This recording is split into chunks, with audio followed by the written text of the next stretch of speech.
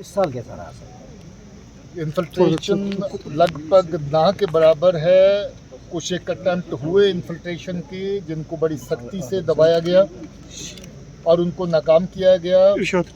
इक्का दुक्का infiltration successful भी हुई, जिसके बारे में रिपोर्ट्स हैं, जिसके बारे में हम लोगों ने चर्चा किया। आज आर्मी के ऑफिसर, बाकी जितने भी CAPF हैं उनके ऑफिसर, पुलिस के सभी ऑफिसर जो इलाका के हैं, उनसे चर्चा हुआ।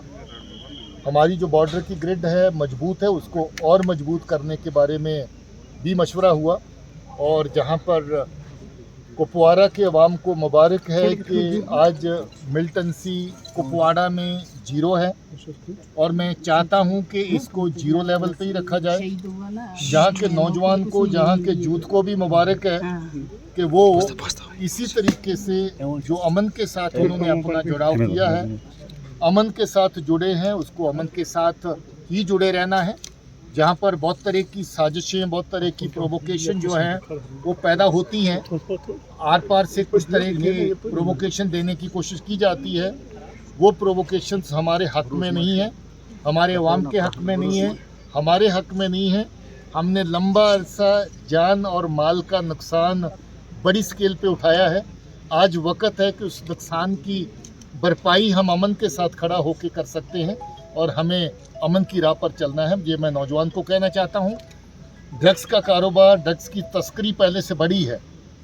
उस तस्करी को पाकिस्तान इस्तेमाल कर रहा है, जहाँ की मिलिटेंसी को फ़रोग़ देने के लिए, उसकी फंडिंग करने के लिए।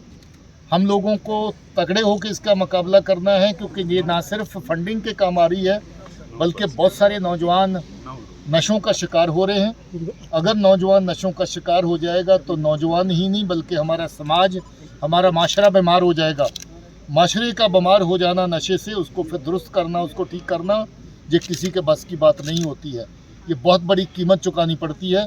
मैं फिर से अलर्ट करना चाहता हूँ अपने बुज़ुर्गों को, जो समाज के बुज़ुर्ग हैं, सोशल और रिलीजियस लीडर्स को, मौलाना और मौलवीज़ को जगह जगह पर इस बात का प्रचार करें और अपने जवानों को, अपने लोगों को जागरूक करें कि ये जो नशे की तस्करी चल रही है और जो नशे को लेने का जो चलन जहाँ पर पैदा हो रहा है, उससे गुरेज करना है। और कोई भी नशे का कारोबार करता है उसमें पुलिस की मदद करनी है, ताकि उसको पकड़ा जाए, उसके खिलाफ सख्त कानूनी कार्रवाई की जाए। सर, आजकल हथियार जो है छोटे आ रहे हैं, पिस्टल आना पाकिस्तान से, ये क्या है? ये मैसेज क्या देता है? कहीं टारगेट के लिए ज़्यादा तो नहीं होगी? देखिए, पिस्टल को एक तो अपने समाज को और अपने कैरियर को, अपने आप को बिल्ड करना है, और मैं समझता हूँ कि ये जो 1/3 अभी बचा है, इसको ख़त्म करने का वक्त आ गया है।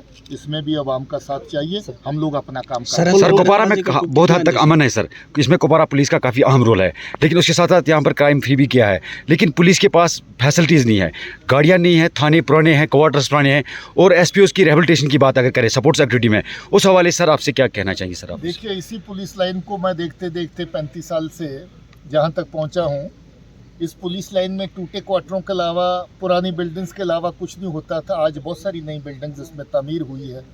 आज मैंने 3 नई चीज़ें जहाँ पर इनॉग्रेट करी। इंटेरोगेशन सेंटर, जहाँ पर क्रिमिनल्स को लाके पूछताछ की जाती है, नया बना। अलीशान बिल्डिंग हमारी वहाँ पर तैयार हो गई है। कोर्ट हमारी और उसके साथ बिल्डिंग बिल्कुल नई बन गई है। शहीदों की यादगार, जहाँ पर हम सब सल्यूट करते हैं अपने शहीदों को, वो नई तैयार की है, ताकि हम सब उनके ताहीं अपनी हमदर्दी, उनके परिवारों के ताहीं, और हमारे शहीदों के लिए जो हमारी श्रद्धांजलि, जो श्रद्धा है, उसको कायम रखें। उसके लिए उनकी यादगार तमीर की गई है। क्वार्टर नए बने हैं।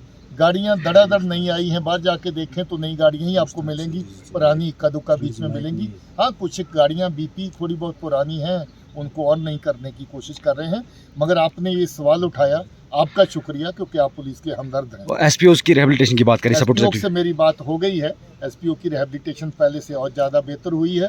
आने वाले टाइम में और भी बेहतर करेंगे। सर, साउथ कश्मीर आज देखिए, जहाँ पर जो इस तरह का बेगुनाह आदमी को निशाना बनाने का जो साजिश है, जैसे मैंने कहा, ये सरहद पार से होती है। जहाँ का बेहद बेवकूफ़ किस्म का कोई आदमी जिसके हाथ में पिस्टल या ग्रेनेड होता है, वो पाकिस्तान की एजेंसियों के हाथ में खिलौना बन के खेलता है और इस तरह की बेहुदा हरकत करता है।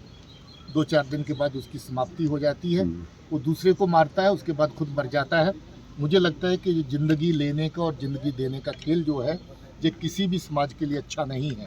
इस केस में भी किसने जो काम किया है उसको पहचान लिया गया है, उसके खिलाफ सख्त कार्रवाई की जाएगी, किसी भी तरह का लिहाज नहीं किया जाएगा। बाहर से आने वाला मजदूर अगर कश्मीर के समाज में अपनी कंट्रीब्यूशन करता है, बाग बगीचे में किसी के साथ काम करता है, अपना पेट पालता है मजदूरी करके, वो कोई गुनाह कर रहा है क्या? इस तरह के इनोसेंट आदमी को टारगेट करना किस तरह का मजहब, किस तरह की आपकी पॉलिसी के तहत उसको आप जस्टिफाई कर सकते हैं? किसी भी सूरत में नहीं कर सकते। क्या कश्मीर का बच्चा, कश्मीर का आदमी बाहर जाके मजदूरी नहीं करता है, कारोबार नहीं करता है? क्या उनको वापस बुला लेना चाहिए कि उनको बाहर काम करने का हक नहीं है?